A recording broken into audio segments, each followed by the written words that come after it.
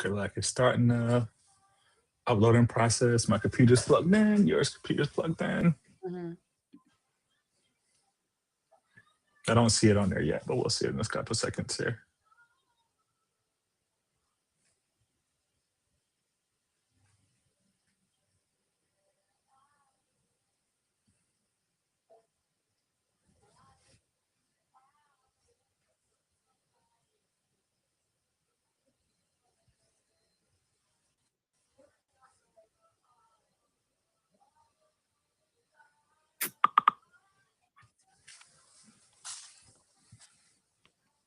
Welcome to the first ever show of Higher Ground. I'm your host, Savannah. This is the show where we break down the noise in the startup hiring market. And for our very first episode, I couldn't be more excited to welcome our expert and the founder of Buckhead Recruiting Company. Silly, thank you and welcome. Hey, Savannah. Let's dive right in. Now, we were expecting to talk about the new jobs report this morning, but due to the government shutdown, those numbers haven't been released. Now, I want to get your initial reaction. When you see a major disruption like this, what does it signal to you about the talent market? Is this chaos or is it more opportunity? Yeah. First of all, I appreciate you having me on the show today. I definitely am excited about kind of what we're doing at Higher Ground, and just also to how we are just trying to expand the way that we're helping folks when it comes to hiring, when it comes to finding a job, also to looking to grow their organizations. But to answer your question, I think it could be a little bit of both, which is really what kind of powered us to have this conversation. Where I think at these particular periods in time, it always opens up a really creative opportunity for folks who are looking to take their career to the next level, and companies who are looking to springboard to the next level as well. And so, hopefully, I guess my vision of this particular episode, which is kind of our first one, is to really give people some of those thought process and looking at some of these things in really different ways, but also to maybe giving them some of the tools that are necessary to see how to kind of apply these things as they move forward. Yeah, yeah. Thanks for that insight. Now, I really want to talk about what this means for founders and like these hiring managers at startups, especially with this uncertainty in government and large enterprise sectors. Is this a unique window for startups to attract this top go to market talent that might otherwise be unavailable or unwilling to take a risk? I think so. I think it is. And I think it is because of two different things. So yesterday I was on LinkedIn and I saw where a pretty big company that most people know if you work within the sales space, which is Salesforce. And Salesforce says that they're, because of AI and what they're doing in AI, they're looking to lay off about 4,000 people at the organization. I think that also opens up two things, right? It opens up talent that may have been locked into some of these larger organizations where startups had may have not had the opportunity to tap into those markets. And now people are seeing some of these large organizations and companies. One, they move a little bit slower. Two, they not quite as stable or safe of a role as before, that I think gives startups a unique opportunity to move a lot quicker and a lot faster. And it makes me think about the newsletter that we wrote a couple weeks ago talking about, I think it was actually the job numbers, last month. And one of the things that we pointed out are a few different startups that have now become such common use within our daily life, like Instacart or uh, Slack, which we use internally, or Uber, and some of these other companies that sprung up during this time. And I know that a lot of the moving fast, getting them to market probably took place because of that last downward spiral within the country. And that probably was directed to being able to get some of this really great talent that they weren't able to tap into before. And I think this is that same market for companies that are looking to grow and looking to move fast. Yeah, I remember writing about those companies, and it was really mind opening. Some of the companies that really formed and rose up in those time periods. Now, Yeah, for candid- sure. now candidates from these stable backgrounds are used to, more security. What's the right way for a founder to pitch this startup vision to someone from a more corporate background, and kind of focusing on balancing the risk with a high reward? Yeah, no, I think that's a great question. And that kind of lends us to why we're having this particular discussion versus the discussion we were going to have around the job reports. And that is the biggest thing that's happening right now in our country, which is the government shutdown, right? Obviously, what my kind of thought process about that is that yes, we're talking about corporate businesses, we're talking about kind of some of these big behemoths, if you will, but I also equate kind of the way people think about those companies is the same way you think about the government, where this could be that unique time to make that transition into that. I do think, just from a shameless plug perspective, using companies like ours, like Buckhead Recruiting and others, help to be the really big connector between the two, just because as an organization, our client base is those startup companies, right? So we're mostly working to help companies that are between pre-seed to series C. So companies that may have up to 200 or 250 employees.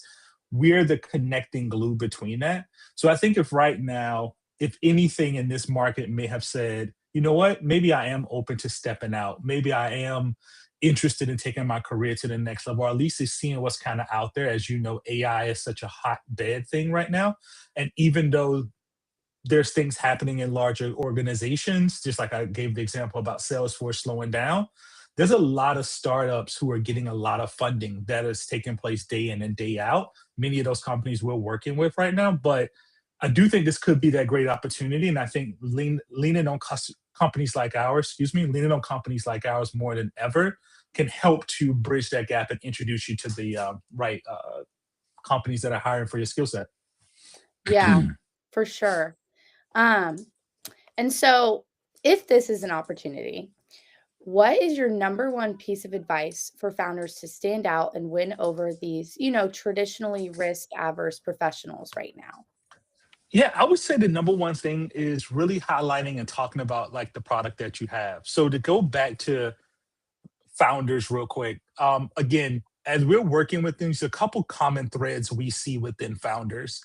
A lot of times, if you are a Series A company or a Series B company, you've just received funding, hiring is very scary. Not to mention, too, is probably the most costly thing in your business is having the right employees, but it also can be the thing that can slow down or derail your business. And because of that, I think a lot of times folks want to stick directly to the script of they want someone who's worked as a founding role before. They want someone who has some all of these similarities, so therefore it seems like hiring isn't that much of a risk. But I do think in moments like this, you do have to be a risk taker, right? And what I mean by being a risk taker is maybe you find someone who's a part of one of these bigger organizations that may not always have seem attractive to a founder, but understanding, hey, does this person want to work within kind of this growth mode? What were they doing before, maybe at some of these larger companies? Just because a person lands at a larger organization doesn't mean that that was their vision or goal. So I think that founders have been given also the unique opportunity to step outside of the traditional box of checking all of these things, be a little bit more creative, understand from a background perspective how this person can help you grow and develop very quickly. And like I said before, um, with some of those companies that we listed, a lot of those folks were able to poach some pretty mature people. Like, for example, I remember, which is kind of dating myself a little bit, but I remember like when Facebook first started, and seeing how they bring in like more seasonal people who were older than the CEO, which helped Facebook become such a big company on Meta, what they go by now. I think some of these other companies within the AI space, because AI is here to stay, could benefit from that same thing. And I think this could be the right time to make that take place. Yeah, no, for sure. That's incredibly valuable advice for companies. Now, let's flip the coin and talk to the job seekers and, these professionals at large companies or in government roles who might be feeling a little bit more uncertain right now. And for a go-to-market professional feeling that instability specifically, the startup world can seem pretty daunting. How can they tell the difference between high growth opportunity and a risky bet? Yeah, I think again, when you're thinking about some of these opportunities, one, I'm gonna again, I think leaning on us is one of those things that can really help. And the reason I say that is this is that not only do we get to seek out these opportunities, not only do we get to know these opportunities, we kind of go behind the curtain a little bit, right? So we understand some of their backers. So many cases when you think about some of these super large organizations, we have a lot of the investors, should I say, are very similar to some of these larger organizations. So we're able to, in many cases, not in all, but in a lot of cases, we're able to even understand who's backing said company to help give some of that reassurance of understanding kind of what they're doing.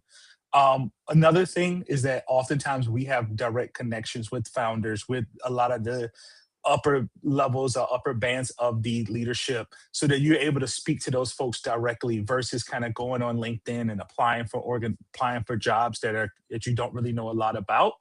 We have Mhm. those direct channels that gives you the opportunity to kind of look behind the curtain, understand who these companies are, being able to vet them a lot more. So therefore, yes, it becomes a risk, and anything that you do becomes a risk that's different, but it becomes a lot more of a calculated risk. You understand kind of what you're getting into more than just kind of flying blind. Yeah. That makes a lot of sense. Now, many of these professionals are used to very straightforward salaries. Now, can you break down startup compensation, particularly equity, and advise on how a candidate can evaluate an offer that looks very different from what they're used to? Yeah, so I would say now that is interesting. So, for example, obviously, if you work, for example, within the tech space, you understand equity, obviously, depending on where the company is, depending on kind of where you get into that. But yes, from a startup perspective, equity and all those other things become a lot more attractive. I would say if you work within a sales space and go to market, which typically we're working in, you already understand kind of the compensation breakdown from salary plus commission and things of that nature. But yes, I think in the startup world, depending on the company, depending on where you get in that company, equity can be something that's extremely attractive that sometimes is worth more than the salary on paper as well, which again, this particular market can give you that unique opportunity of being able to open up those doors where before that may have been not a possibility, or it may have, or the equity that you've gotten in some of these bigger companies is not worth as much as it would be kind of in some of these startup worlds. Mhm. Now, for a go to market professional betting their career on an early stage startup, what is one key cultural indicator they should look for that signals that it's a stable and healthy place to land? Yeah, I would say I don't necessarily know if I think it's just one because I think that that really depends on your background and kind of what you're looking for from a cultural standpoint.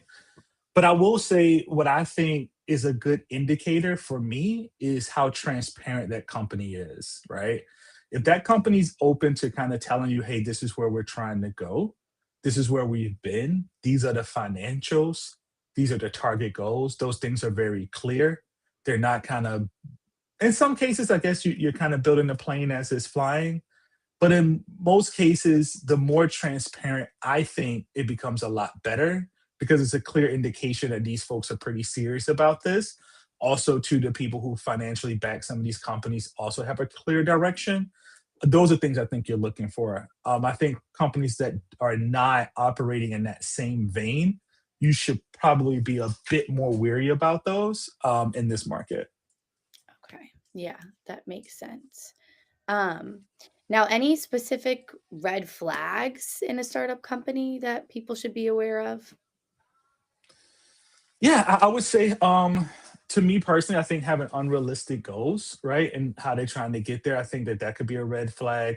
I think that if we don't have some of the right folks in place, who can again kind of talk through some of these things. If a lot of these goals are very lofty, but they're not really tied to anything or any real direction, I think could be a red flag.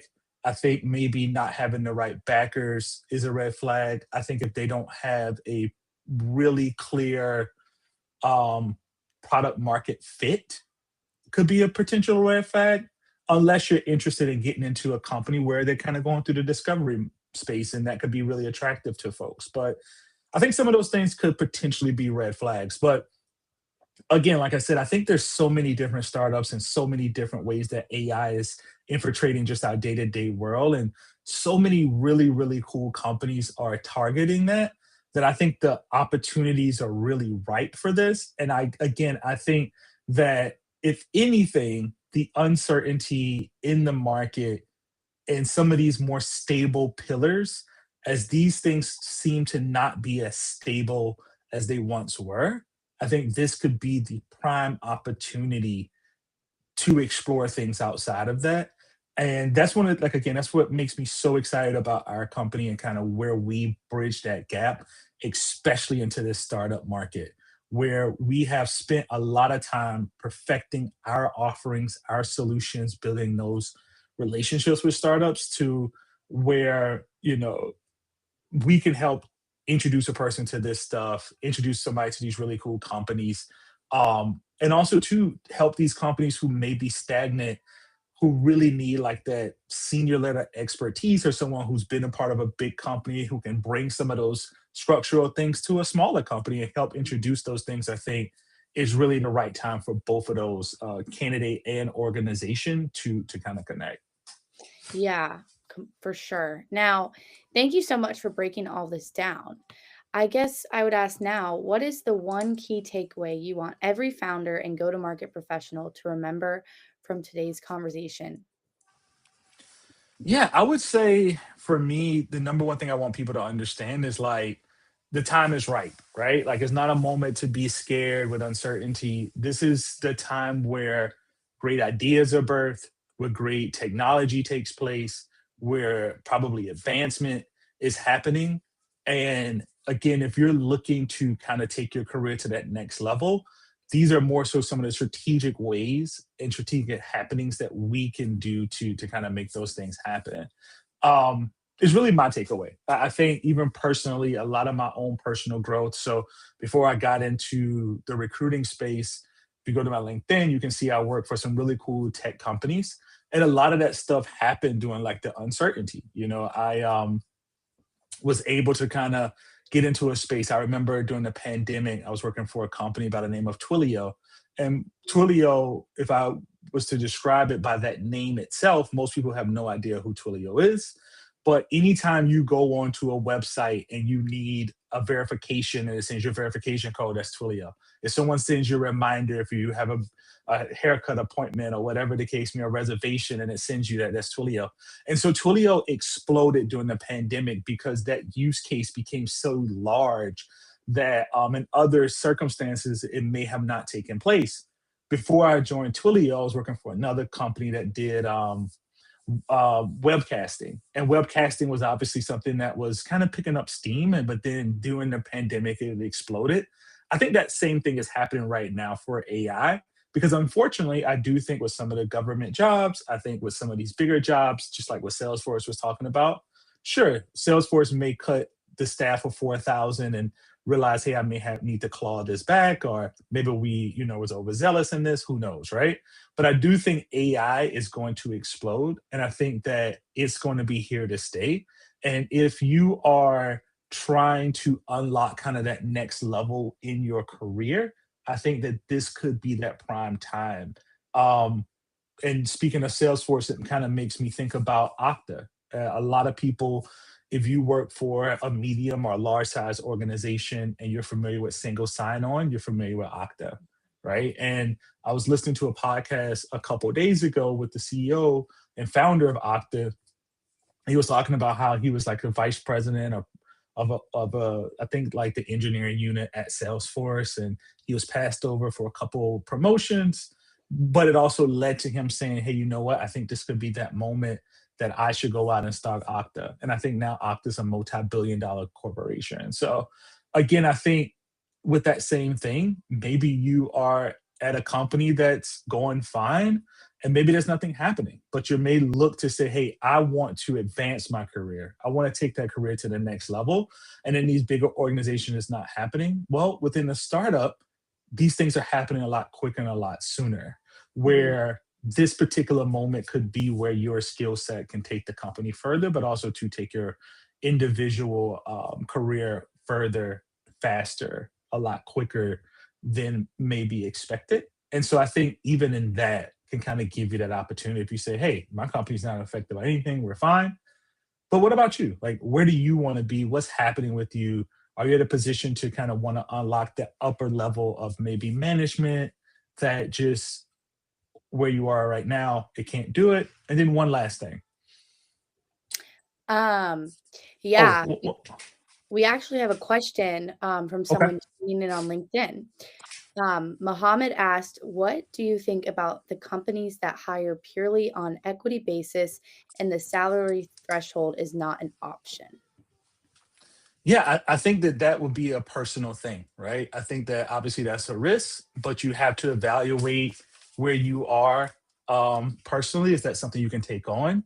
Um, I think about that. I'm sure that there's tons of companies that may have started off just like that and have exploded, and people have become extremely wealthy off of the equity. And I'm sure there's tons of, if not even more, people who have done the opposite, where it did not pan out as well. So I think that that's a personal decision that you really have to evaluate. But great question. Yes, thank you, Mohammed. Um, yeah, is there anything else that you would like to add to this conversation before we start to wrap things up?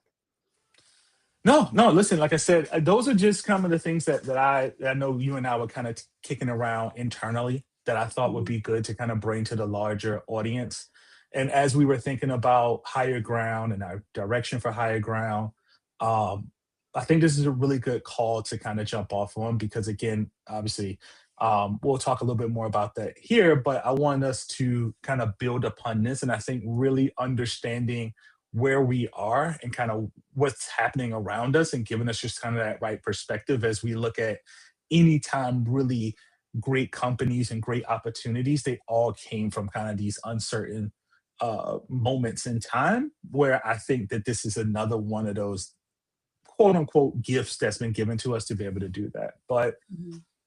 love to know, Savannah, obviously you're the host, but love to understand like your thoughts. Like, how do you feel about this as a person? Just kind of give a little bit background on you, who's a senior, who's getting ready to jump into the market.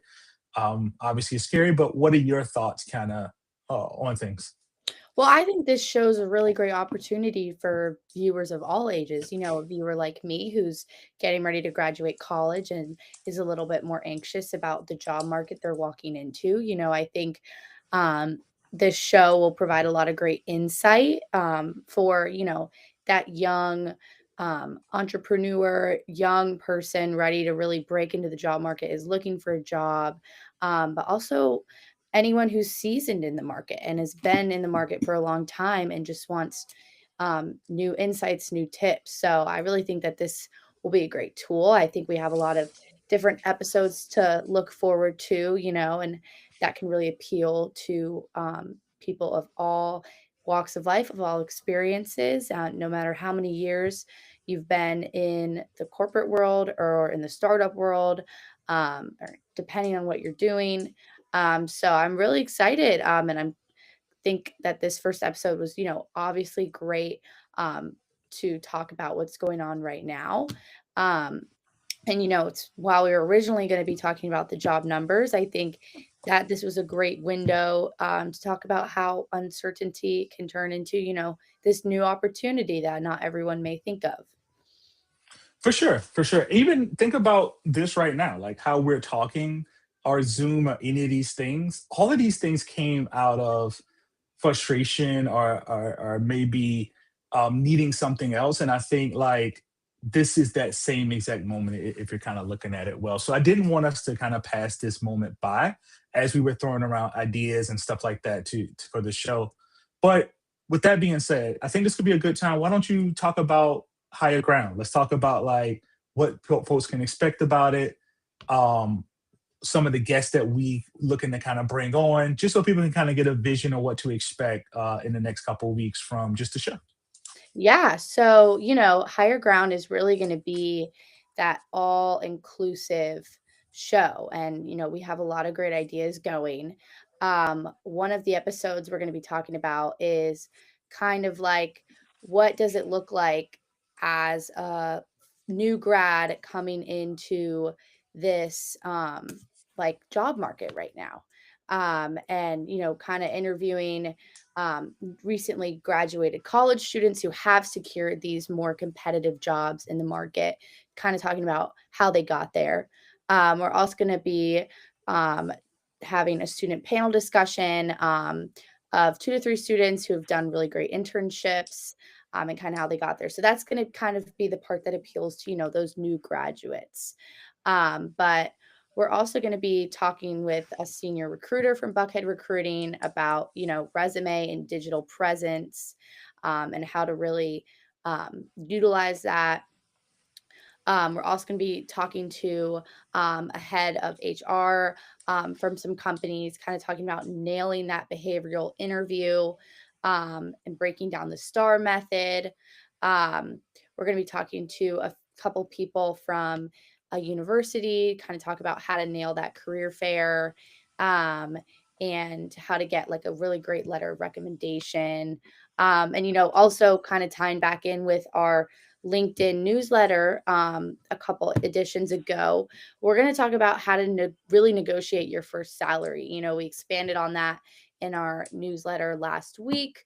But, we talked about it a little bit here, regardless of if you're going into an entry level role or this is your third time going into a new job. Just really how to research your market value for this entry level role or not an entry level role, and then responding to the offer and negotiating beyond that base salary that they offer you, and then just how to think like a leader and really secure a job in this job market, or just how to improve your negotiation skills for later on in life. So I think there's a lot of exciting things we're going to be talking about in higher ground, and it's great that we're getting started on a very important topic like this. Yeah, no, for sure. And I think that those things are really exciting. I think when I was presenting you with this show idea, I really wanted it to be exactly what you talked about, right? Being that all encompass space to where everything about hiring, obviously, as a company, Buckhead Recruiting, what we do is connect folks with opportunities and helping companies grow, helping people grow their careers. And I think that we'll obviously keep doing that. That's what the business is about, and that's our core method. But the vision for kind of our online presence for me is to kind of be that all encompass of growth in your career. And I think that some of these underpinning things are super important as it is landing a job, like you said, um, how to negotiate those salaries, how to negotiate equity. It kind of bounced right back off of what Muhammad was asking about. Hey, should I take these type of roles? Muhammad, I don't know, right? But I will tell you this: why don't we give you the tools to say, hey, these are the things that you should evaluate. Maybe this is how you should think about it. These are some of the conversations you should be able to bring back, and hopefully that gives you enough insight from the company, from what they're offering, to what makes sense for you, so that you can make an informed decision for your next career. And also, I think is very important as you talk about, and what you touched on too, about interviewing process. I will tell you this just from my own personal experience, from being a recruiter to also being a candidate. Mhm. Interviewing for a larger company into a bigger team is very different than interviewing for a smaller team. Even if they're within like the same sector, right? Let's say if they're all within tech, the needs are different, the scrappiness in many cases are different, the personality and the grit are all different things that are being evaluated.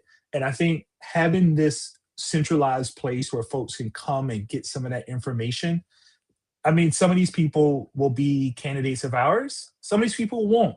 And for us, I don't. It don't really matter to me. Like, I want to help empower folks who are looking for roles. I want to help companies. Obviously, we want to be that connective glue for every startup company that exists out there. But I Mhm. know realistically that won't happen. But also, too, if we just become the resource for that, I think that's also very helpful as we're kind of penetrating the market. So I'm super excited about kind of all the conversations and discussions that we'll have on here to come. I think some that we're kind of thinking about now. I think some that are probably going to spring up from just random conversations and things that you may say. Hey, you know what? This is a really great convo. I think we should go on camera and talk about it on higher ground and kind of put this out. So I think all of those things are going to be excited. All of them going to be needed. And just to kind of again springboard from what we're talking about today, I think that this is kind of that moment, and everything else we're going to help build on that. Yeah, this is how you should kind of look at some of these opportunities. This is how you should be thinking about it. And now let's, with this show you how to nail those opportunities, how to maximize those opportunities and get the most out of it from a company as well as a candidate. So super excited. I think it's going to be great. I'm excited that we had this conversation today. I hope that it helps folks who are listening. Um, and if you need anything, have any questions, feel free to follow us. Feel free to reach out. I'm on LinkedIn. Savannah's on LinkedIn. Love to connect and talk more. But no, this is good. This is good, Savannah. Any more thoughts? Any more questions? Anything online? Anything? Yeah, I was just gonna say, like, if anyone watching has any topics that they really want us to talk about or they think would be good ideas, make sure to reach out for us.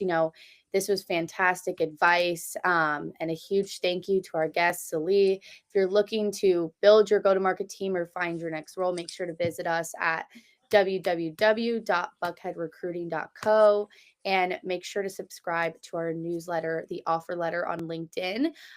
We'll also be talking about, similar conversations, similar themes as we do in Higher Ground. And we will see you all next time. Thanks for tuning in. Awesome.